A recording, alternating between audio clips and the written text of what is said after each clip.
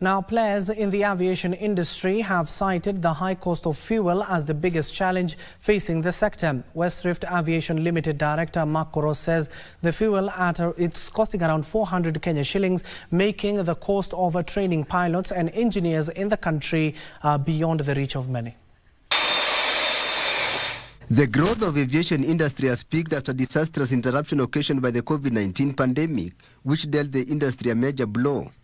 The sector is currently one of the job creators, boasting of an extra 1,400 new routes, more than double what was registered in 2016. Air travel is considered the fastest and the safest means of transport, but players in the sector are decrying the high cost of aviation gasoline or jet fuel, which has skyrocketed to almost unaffordable levels due to high taxation.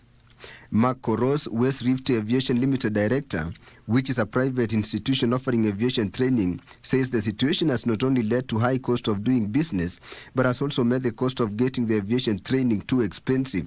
You've got the petroleum development levy, there's a railway development levy, there's a vaporization levy. So if we're able to manage this, I think then we'll be able to lower the cost. Because I think if you're to look at the litre, at the moment, it's close to 400 shillings a litre. Koros is challenging the government to consider subsidizing training of pilots in private flying schools, the same way they are supporting university and TVET training programs. West Rift Aviation Limited has around 50 students studying various aviation courses that include private pilot license, commercial pilot license, airline transport pilot license, and flight dispatch license, among others. The aviation industry has got a wide spectrum of courses. So, at West Rift, we've concentrated on flight operations course, where we train flight dispatchers, and we also train pilots, from the level of private pilot to the level of, commercial pilot, and of course, airline pilot. When it comes to flying school, pretty much anybody can join.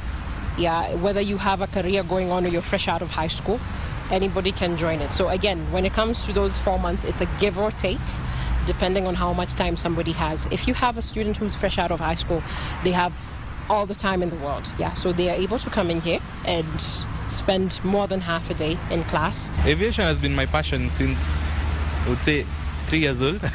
Yeah, I've loved airplanes and I've always wanted to fly them. So I'm very, very excited to start flying. The training takes up to 8 months to finish and include flying the planes. Tilio Marco for Lunchtime News.